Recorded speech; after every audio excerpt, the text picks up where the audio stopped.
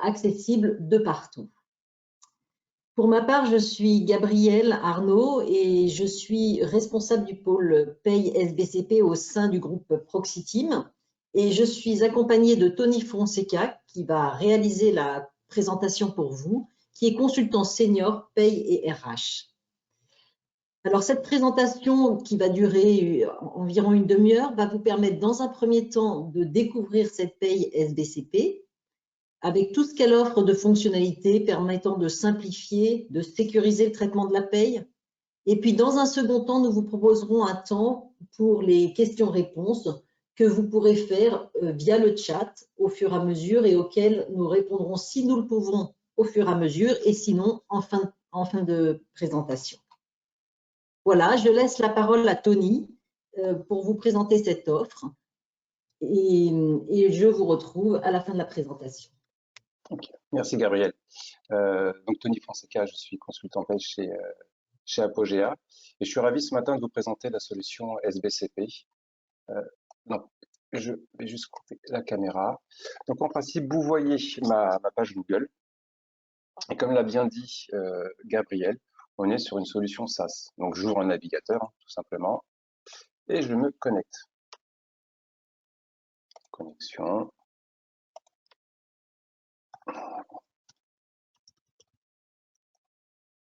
Je rentre mon adresse mail.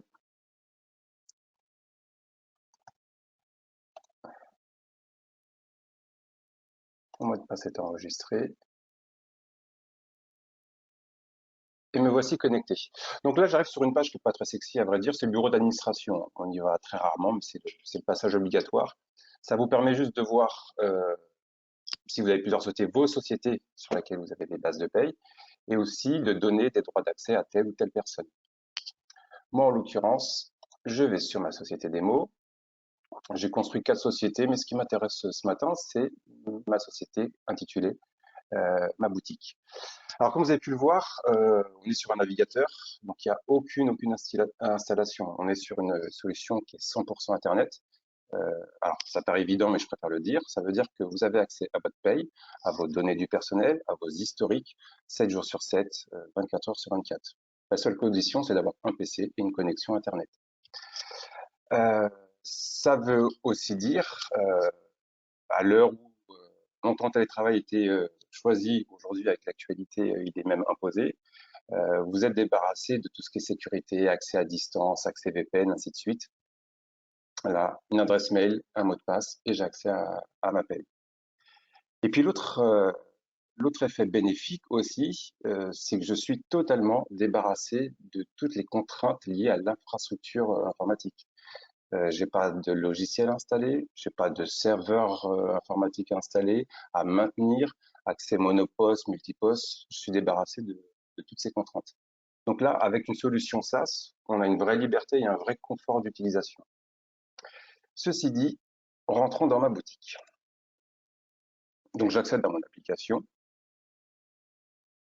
et j'arrive ici sur ce qu'on appelle la page d'accueil. Alors qu'est-ce qu'on va trouver dans la page d'accueil? Alors je vais d'abord commencer par ce qui est caché. On va avoir ici, par exemple, le fil d'actualité. Donc les informations que sais-je nous communique sur ce qui peut nous intéresser. Par exemple, ici en première ligne, on sait que la version que je vous présente aujourd'hui, elle va déjà évoluer sur une version en avril. On a les mises à jour des conventions collectives. Alors, cliquons dessus pour aller voir. Donc j'arrive avec les mises à jour récentes. Par exemple, ici, je suis sur l'architecture entreprise, je clique dessus. Si je suis intéressé, bien évidemment, par cette convention collective, je vois avec des copies écran les étapes ici liées au travail des jours fériés. Et je vois aussi, et ça peut être très intéressant, que la minima des barèmes a été mise à jour au 1er mars 2021. Donc on a, au-delà de l'information, ce qui est très, très intéressant, mais il y a aussi une relation, une connexion directe, un automatisme entre la convention collective et ma base de paye. Donc là, je sais que mes valeurs de points, en fonction de ma région, sont mises à jour, si bien évidemment je dépends de cette convention collective. Je reviens, je ferme mon fil d'actualité. Je vais également trouver ce qu'on appelle le Customer Voice. Alors, c'est tout simplement comment dire ça, un centre de suggestion d'idées.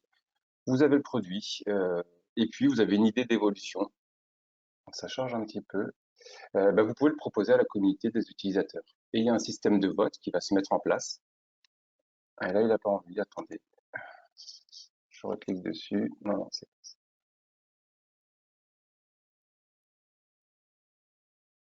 je vais le laisser tourner. Donc c'est un système de tout simplement de suggestion. Vous communiquez une idée et les utilisateurs vont voter en fonction du succès ou pas de votre suggestion. L'évolution future du produit en tiendra compte. On va également avoir en bas de l'écran tout un système d'aide, d'accompagnement. Une aide par mail, c'est un grand classique. Une aide, une assistance par téléphone, là aussi un grand classique. Et puis on a le centre d'aide en ligne. Alors je vais aller dessus via le fil d'actualité, mais là on va aller le voir un peu plus. Et c'est un système d'aide que je trouve très pertinent, tout simplement parce que souvent quand on installe ou quand on choisit une nouvelle solution de paye, on est formé au départ et on n'est pas forcément confronté aux exercices de formation dans l'immédiat. Les cas appris vont peut-être se produire 6 mois, un an, 2 ans après. Est-ce que ce que j'ai appris, je m'en souviens encore? Hum, c'est pas forcément évident. Est-ce que ce que j'ai appris est encore d'actualité? Là aussi, pas forcément évident. Et là, on va bénéficier avec ESBCP de petites fiches, de petits tutoriels très très bien faits. Donc là, ici, on a les questions les plus fréquentes. Par exemple, si je clique sur modifier des rubriques du bulletin,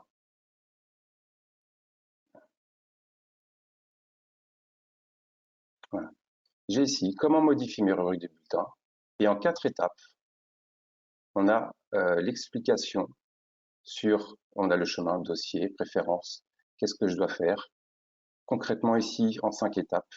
Voilà, donc on a des tutoriels qui font pas 50 pages, mais des choses très, très, très didactiques, très précises. On va droit au but. Il y a une vraie démocratisation du support. Je peux même avoir ici des tutoriels vidéo.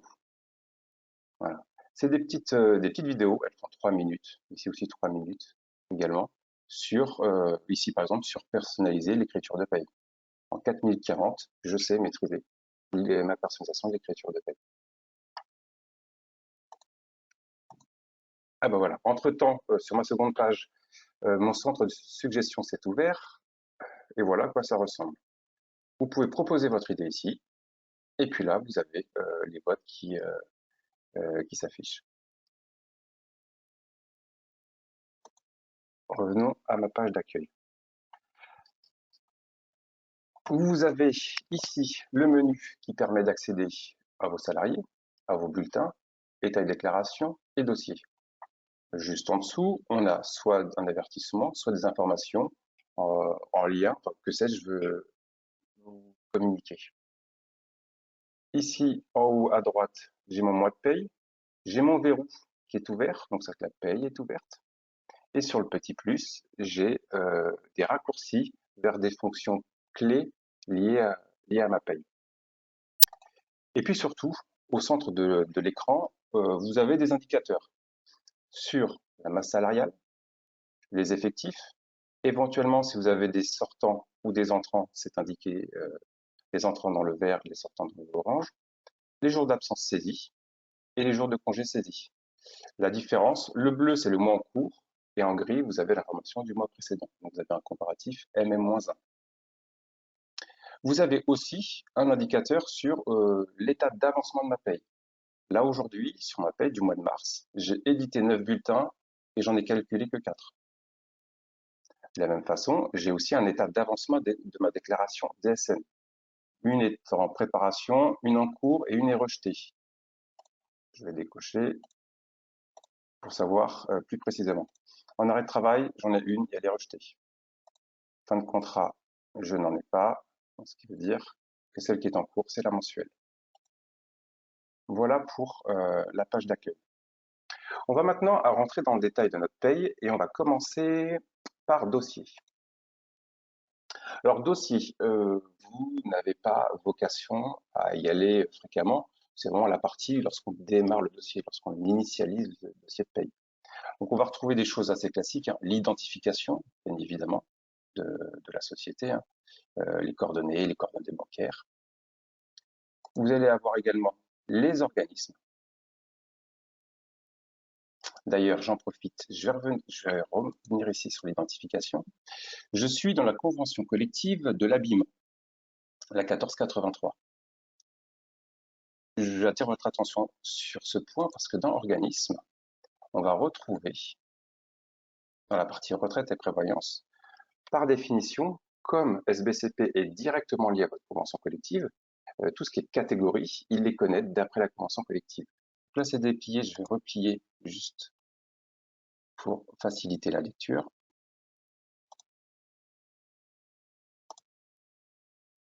Voilà.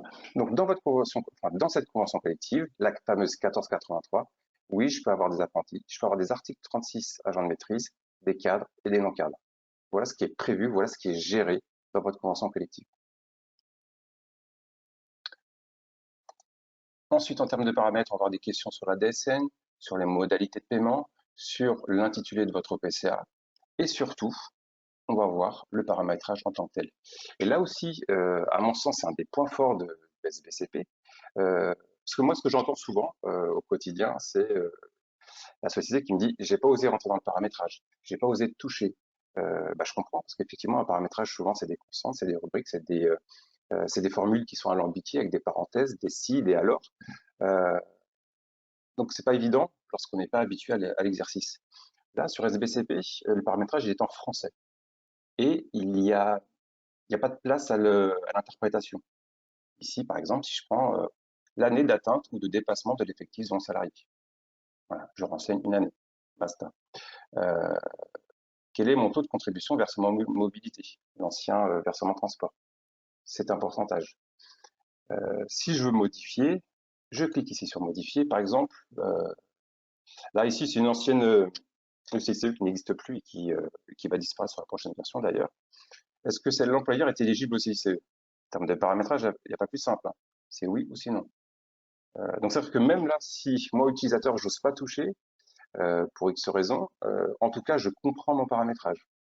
Et ça, c'est une lisibilité, une facilité d'utilisation qui, à mon sens, est plus que pertinente. Je vais enregistrer ma modification, tiens. Voilà. Et il y a toute une série de questions. Ici, j'ai l'activité partielle. Si je dépends du régime agricole, je vais avoir aussi les questions pertinentes, etc., etc., etc. Toujours dans ma partie dossier, je vais avoir la notion de congé établissement. Là aussi, extrêmement simple. En termes de paramétrage, on a des interrupteurs, on a des listes déroulantes. Donc, lisible pour tout le monde. Donc, congé payé, RTT et repos compensateur sont prévus. Je vais pouvoir personnaliser aussi. Donc, la personnalisation, c'est la possibilité de créer des rubriques. Alors, avant de se lancer dans la création de rubriques, il faut regarder ce qui existe en stock, parce que SBCP a prévu beaucoup de rubriques de brut, de rubriques non soumises. Donc, en principe, on trouve son bonheur dans la liste. Néanmoins, je peux avoir besoin de ma propre rubrique et j'ai envie de la créer. Et là aussi, en termes de paramétrage comme une fluidité, je vais le faire devant vous. J'ajoute une rubrique. Et là, il me propose quel type de rubrique je veux. Vous avez des primes mensuelles qui rentrent ou pas dans la base du 10e. Des primes non mensuelles, avec la même façon, est-ce qu'elles rentrent ou pas dans ma base en GPI? Est-ce que c'est une prévoyance non soumise, une prévoyance soumise, etc. On n'aura pas de rubrique, on n'a pas vocation à créer une rubrique d'URSSAF, à créer une rubrique de Pôle emploi ou de retraite. C'est légal et c'est conventionnel. Donc là, c'est la part de liberté, elle est réservée sur les cas de liberté possibles. Imaginons que je veuille une prime mensuelle, je vais prendre le premier cas. Je vais me demander la formule. Est-ce que tu veux une base pour un nombre, une base pour un taux ou un montant? Allez, je choisis un montant. Là, on a un récapitulatif un récapitulatif en français, hein, du paramétrage, et on a même ce qui en découle à la fin, au moment de la DSN, où est-ce que ça va aller se renseigner. Donc là aussi, une totale transparence. Je fais suivant.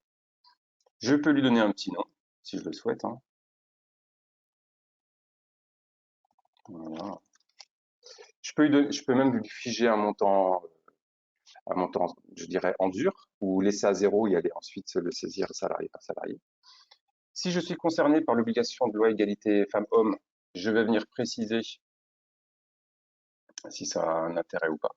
Je vais indiquer que c'est exclu. Je fais suivant et j'ai terminé. Voilà. Ma prime existe. Voilà. En termes de paramétrage, on est sur quelque chose qui a pris très très peu de temps ou avec pas de prise de risque. Voilà qui est fait. J'ai aussi accès à l'ensemble des rubriques existantes. Donc là, il y a toute une liste. Voilà. Je peux, par exemple, ici, je vais prendre une prime. Voilà. Ici, par exemple, voilà, j'ai une prime de production. J'ai envie de l'utiliser, mais le libellé ne me plaît pas énormément. Je vais modifier. Et je vais lui dire, je vais l'appeler prime vente. Voilà.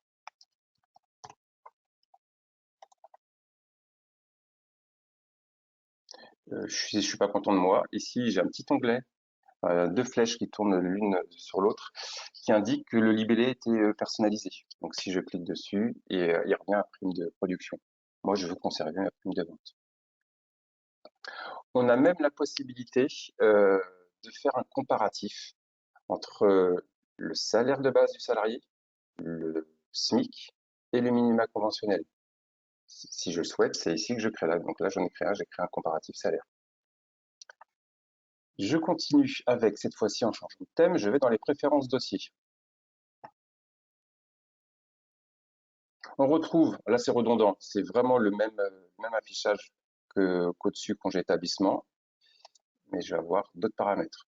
Sur le calcul de mes bulletins, sur l'impression de mes bulletins, je vais même pouvoir décider d'envoyer mes bulletins par mail. En le faisant ici, je décide pour tout le monde. Alors, je dois préciser que là, on n'est pas dans le respect de l'archivage, de la dématérialisation totale du bulletin de paye. C'est prévu, c'est dans 3-4 mois, ça va être intégré dans SBCP. En d'autres termes, il n'y a pas de coffre-fort. Néanmoins, d'un point de vue pratique, d'utilisation au quotidien, ça peut être intéressant d'envoyer ces bulletins de paye par mail. Organisation rien de magique, si j'ai besoin de services de département, c'est ici que je l'ai créé.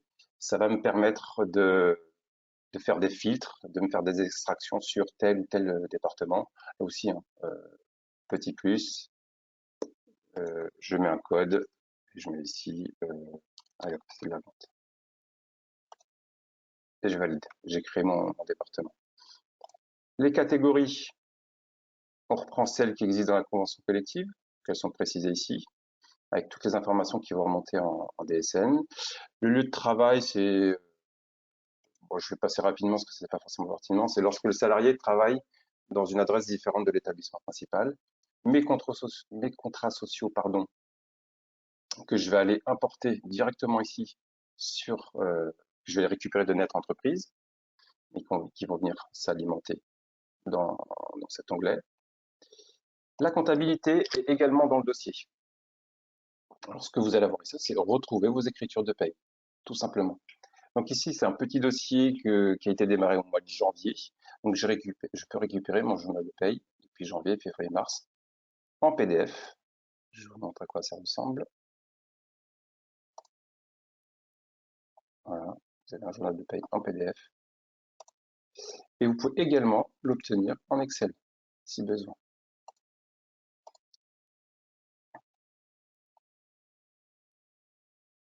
Alors attendez, c'est mis sur votre écran. Voilà, vous l'avez ici. Imaginons qu'aujourd'hui, pour X raison, j'ai besoin de modifier un compte, de changer une rubrique d'un compte vers un autre. Je le fais dans mon modèle d'écriture. Et puis, je peux régénérer mon OD depuis le mode qui m'intéresse. On a une partie aussi anonymisation. Donc là, c'est une contrainte liée à la RGPD. Si jamais vous avez un ancien salarié qui vous demande d'être anonymisé dans votre base de paye, la fonction est prévue. Il faut savoir que c'est définitif. Et puis, on peut créer un nouvel établissement si besoin. Voilà pour la partie dossier. On va maintenant s'intéresser à nos salariés. Donc là, je suis sur une fiche collaborateur, qui est le premier. Je peux ici avoir le visu sur l'ensemble de mes collaborateurs, chercher en saisissant les premières lettres, il me le trouve. Je peux également avoir une fenêtre sur le côté et passer d'un collaborateur à l'autre. Je vais faire la fenêtre. Et je peux également choisir d'avoir un affichage multiple. Voilà. Là, j'ai l'ensemble de mes salariés. Je peux importer aussi en Excel des nouveaux salariés, mais je peux aussi exporter ma liste du personnel sous Excel. Voilà. Avec l'ensemble des informations de la fiche.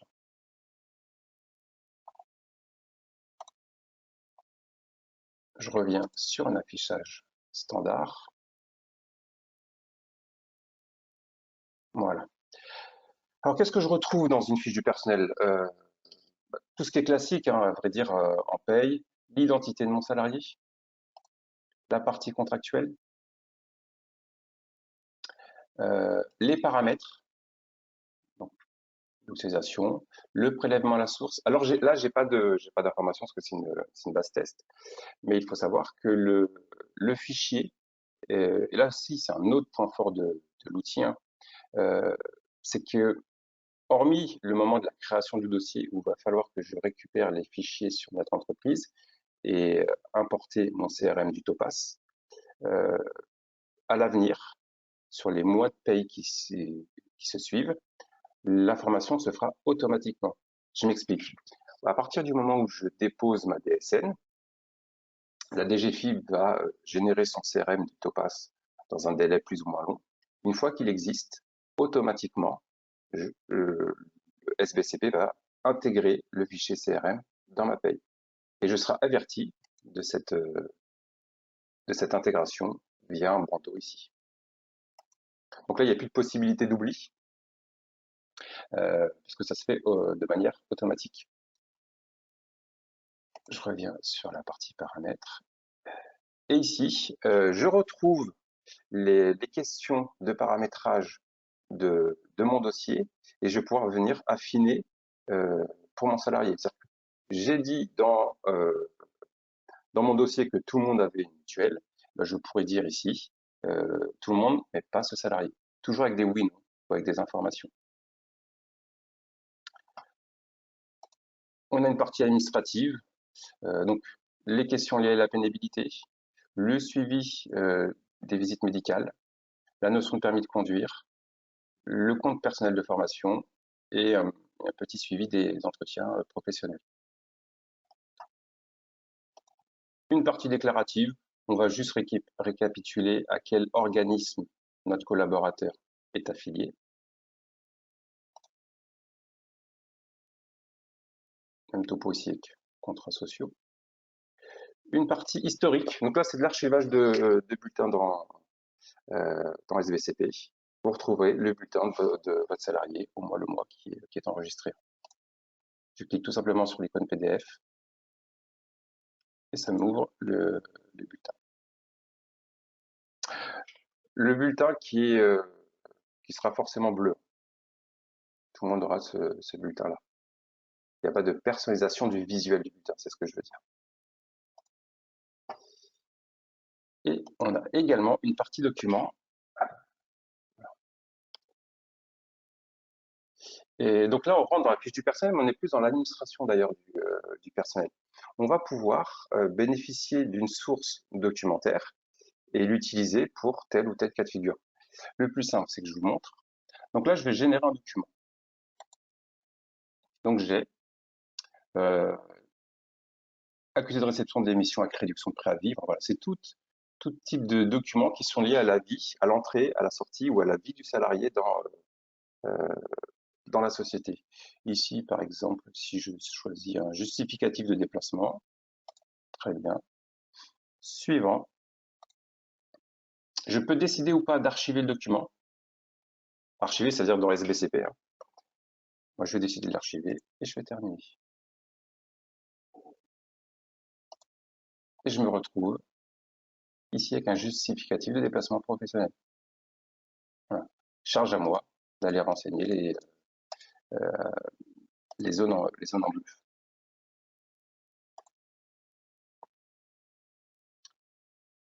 Donc là, vous pouvez le faire avec tout type de documents et vous pouvez même créer vos propres documents, les insérer. Donc ici, comme j'ai décidé d'archiver, je le retrouve ici dans cette partie-ci. Et ensuite, vous avez trois petits assistants qui vous permettent de sortir un salarié. Donc là aussi, c'est des gestions de suivant, de supprimer un salarié ou d'entrer un salarié aussi. La SBCP va vous demander si on est sur un nouveau salarié ou si on est sur une réembauche. On a une première partie qui est sur l'identité de notre salarié. Ensuite, on va attaquer la partie contractuelle et je vais pouvoir recopier les paramètres d'un salarié si je le souhaite. Je vous montre. Celui-ci. Voilà. Donc le contrat est renseigné et toute la partie emploi est renseignée, et ainsi de suite. J'annule ma création.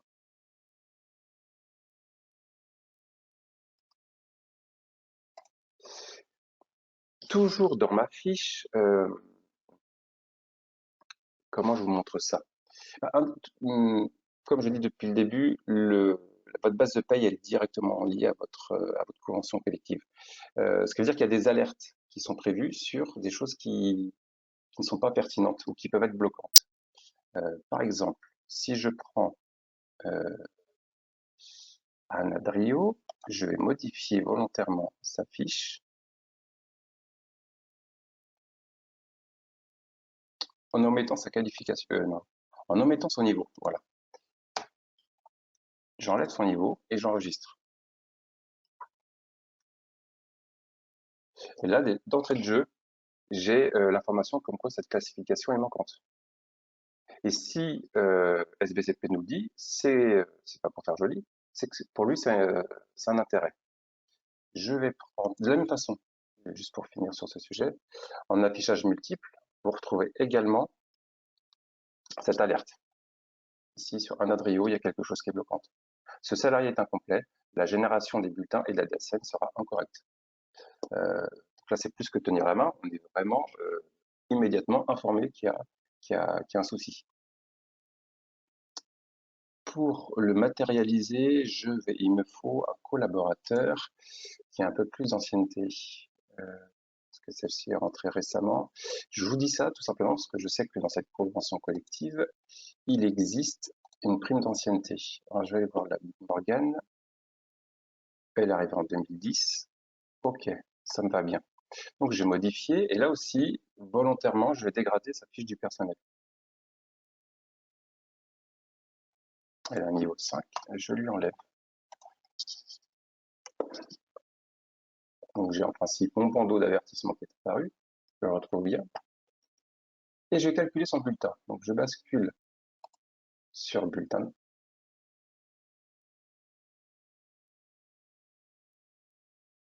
Je vais calculer son bulletin.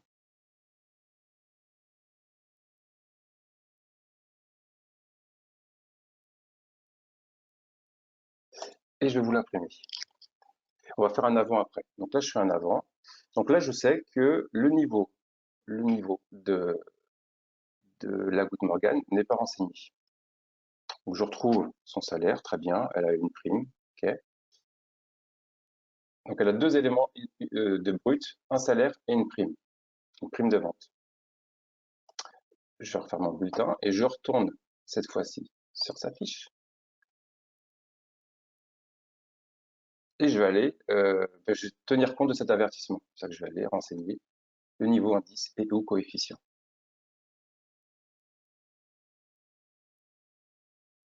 Donc de mémoire, on avait un niveau 5 ici.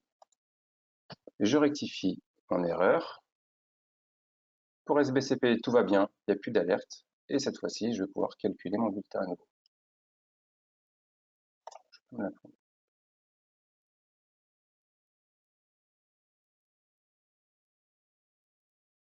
Voilà. On a vu que la prime d'ancienneté est apparue. Donc l'intérêt vraiment de l'alerte, elle est pertinente, c'est attention, alors dans le message, ça va pas jusque-là, en tout cas, on est averti dès le début, il me manque une information pertinente, et avec ça, je ne pourrais pas soit faire le bulletin correctement, soit faire la décenne correctement. Et ça, je ne suis pas informé au dernier moment, d'entrée de jeu, j'ai cette information et je peux réagir de suite. Voilà. J'en ai fini avec la partie salariée. Oui, on va attaquer la partie bulletin, même si on l'a vu avec cet exemple rapidement. Donc la partie bulletin, qu'est-ce qu'on retrouve? La période. On retrouve des données basiques, hein, l'horaire mensuel, c'est mensuel. Éventuellement, les congés absences, mais je vais aller en saisir, vous voyez. Et puis des rubriques ici qu'on appelle de favoris. Voilà. C'est pour saisir, il y a une liste conséquente de rubriques et je peux décider que telle ou telle rubrique m'intéresse et venir l'affecter ici. Je vais aller dans saisie des éléments. Je vais voir tous les éléments et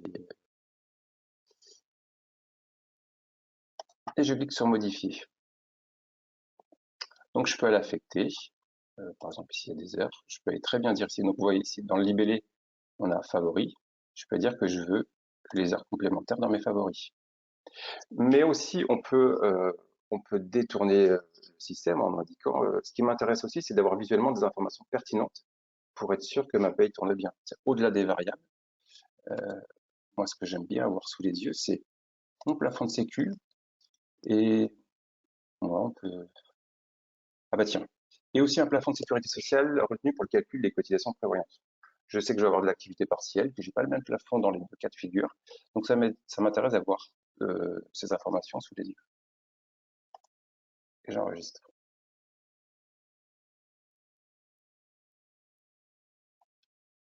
Donc je retourne sur la partie bulletin. Je retrouve mes heures complémentaires, ce qui va me faciliter la saisie. Mais surtout, je retrouve ces deux informations, les deux plafonds, et ça, je tiens à le surveiller, donc je l'ai sous les yeux.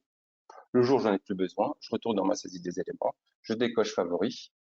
Bien évidemment, ces informations qui existent toujours, en revanche, n'apparaissent plus ici. En termes de vue, donc je vous ai montré l'imprimé, on a la vue clarifiée, c'est la même chose que finalement l'imprimé, mais à l'écran. Que je peux imprimer d'ailleurs. J'ai également la vue détaillée.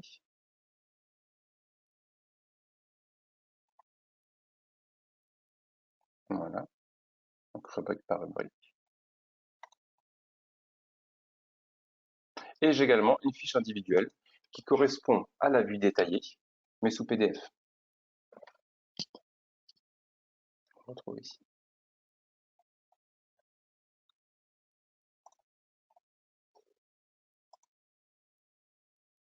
Sur ma saisie d'éléments, un instant. Ah, non, c'est les bulletins que je voulais montrer. Voilà, sur les bulletins, donc, pour saisir, je fais un modifié, je saisis mon montant et j'enregistre.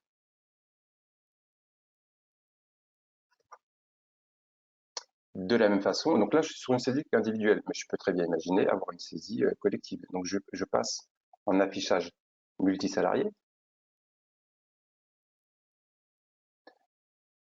Les éléments variables sont regroupés par thème, qu'on retrouve ici. Donc moi, c'est bien prime courante qui m'intéresse. Et je peux, en faisant modifier, aller saisir les informations qui m'intéressent. On peut très bien imaginer que la personne qui réalise la paye n'ai pas l'information. Imaginons, moi, c'est mon gestionnaire paye et c'est la responsable de la boutique qui connaît les primes de vente. Donc, qu'est-ce qu'elle va faire, ma gestionnaire de paye? Elle exporte son tableau sous Excel. Elle l'envoie à sa responsable, parce que sa responsable n'a pas envie d'aller dans l'outil, hein, tout simplement. On retrouve le colonnage en commentaire. Attendez, je vais activer la modification, ça va être plus simple comme ça. Prime de vente, c'est ici, et je vais mentionner mes montants. Voilà. Voilà. Donc la responsable du magasin a renseigné ses affaires. Je l'enregistre. Elle l'envoie à sa gestionnaire de paye, qui le récupère et qui va pouvoir l'importer. Je choisis mon fichier, c'est celui-ci, et on importe. Un message d'alerte, bien évidemment. Oui, je confirme l'import. SBCP nous indique quels sont les salariés qui ont été mis à jour. Il travaille et l'affichage. Et donc on retrouve bien toutes les primes de vente ici. Donc ça, c'est pour la partie gestion collective finalement des informations. Sur les absences, congé absence, je vais dessus. Là aussi, la saisie. Je clique sur créer. J'indique. Donc là, il y a une nomenclature. Quel type d'absence? Je vais mettre un congé payé. Je vais lui indiquer du 9 au 11 mars. Et j'enregistre. Donc le congé payé apparaît sur le calendrier et on l'a aussi en liste ici. Je peux également aller saisir les arrêts de travail, toutes les absences sécurité sociale finalement. Toujours sur le même mode, je crée. Je choisis mon dernier jour travaillé, imaginons le 17 mars. La date de début, ça va être le 18. La fin prévue, on va lui dire que ça s'arrête le lendemain. Est-ce que j'ai de la subrogation, oui ou non? Si oui, j'indique les dates. Est-ce que j'ai un cas de reprise anticipée? Moi, c'est pas mon cas. Et j'enregistre. Donc, l'arrêt de travail, les absences correspondantes ont été créées. Là, ça veut dire que dans le calendrier, il est venu mettre l'absence maladie. Et je fais un. Donc, je peux m'arrêter là, mais je peux aussi lui dire, je fais également ma DSN arrêt de travail. Donc, je clique dessus. Il me demande si je confirme le signalement. Oui, c'est exactement mon intention.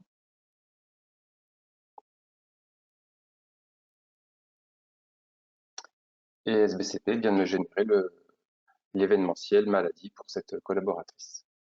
Je ferme. Voilà.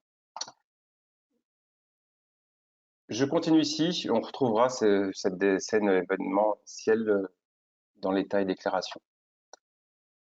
Les régularisations, là aussi, un peu comme une création de rubrique, on va venir vous accompagner sur, si besoin, comment je régularise un taux, s'il y a une erreur. La partie analytique.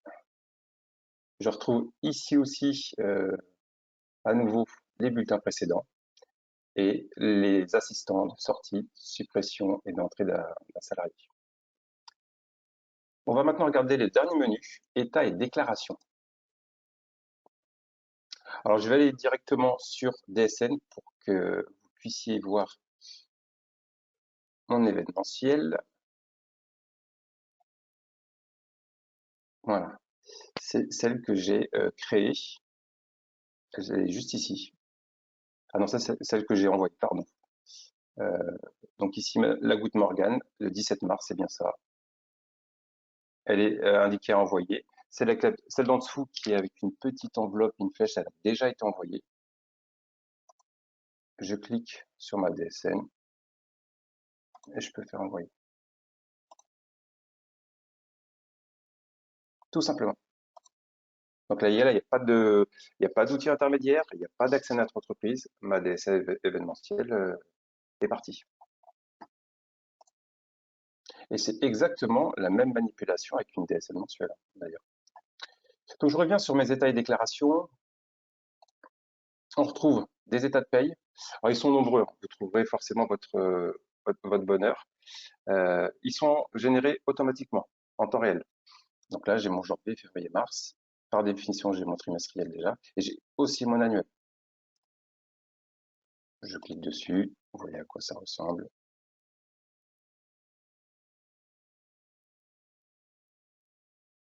Voilà. Je retrouve mon ARCO, ma prévoyance, ma taxe d'apprentissage, formation professionnelle, le trésor public et ma caisse URSSAF. Je ne l'ai pas fait, mais bien évidemment, je peux filtrer, hein. Si j'ai plusieurs établissements, si j'ai des départements, des profils, je choisis mon filtre et j'ai mon état en fonction de mon filtre, hein. Et on descend jusqu'au grain le plus fin qui est celui du salarié. Vous retrouvez des états préparatoires de DUX, des états de contrôle, etc., etc. Sur les paiements, vous allez aussi récupérer vos fichiers CEPA et les ordres de paiement.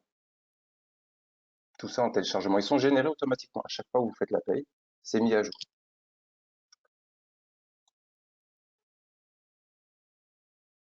Ici, on a un suivi des déclarations, émetteur, ainsi de suite. État de gestion, ça peut être intéressant également. C'est des états qui sont standards, qui sont fournis d'entrée de jeu. Vous n'avez pas à les créer. Qui vous indique, vous avez les récapitulatifs des congés payés, les provisions, idem avec les RTT et les recours compensateurs, récapitulatif des rémunérations, ainsi de suite.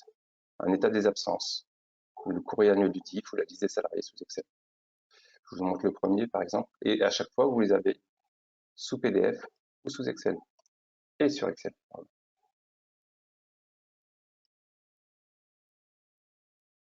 Voilà. Donc, imaginons maintenant que j'ai fini ma paye.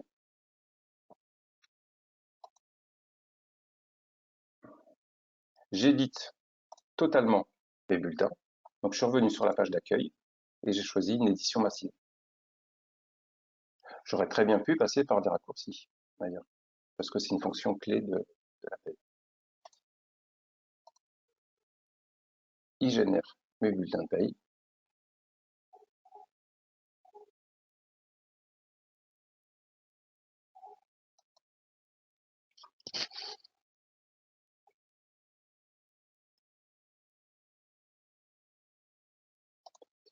Allez.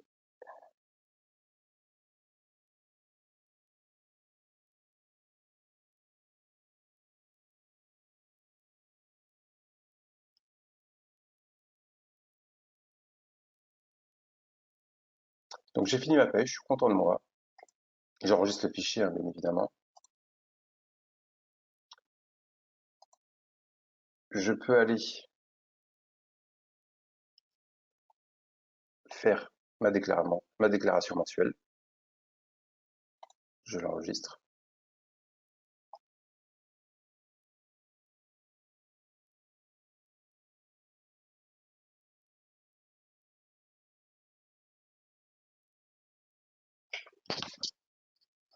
J'ai peut-être été optimiste, je n'ai pas regardé l'heure.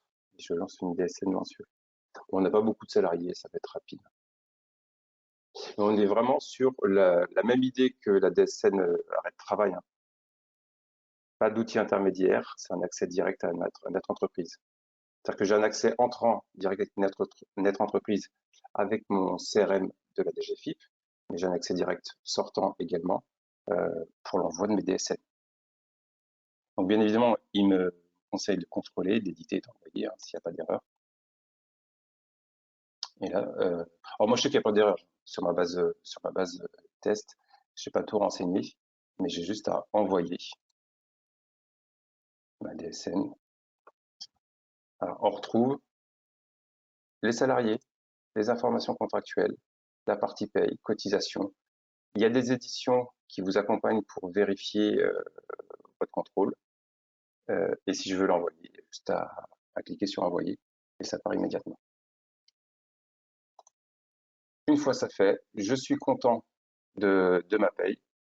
Il me reste le cadenas qui était en orange et à basculer en bleu, c'est-à-dire que je suis en état de verrouiller ma paye. ce que je peux faire en l'état. Donc, il m'avertit qu'une fois que c'est fermé, bah, c'est fermé une bonne fois pour toutes. Et là, j'ai mon moi qui est fermé. Donc, le verrou est verrouillé. Voilà, j'en ai fini. Alors, c'est loin d'être exhaustif. Il y a plein de fonctions, il y a plein d'autres fonctions que je vous ai pas montrées, mais ça vous donne déjà une visu de l'outil, donc une facilité, une ergonomie à l'utilisation, un accès direct sur les mises à jour légales, bien évidemment, mais surtout conventionnelles, et une fluidité de communication pour tout ce qui est déclaratif, entrant et sortant. Donc je ne sais pas s'il reste, si vous avez des questions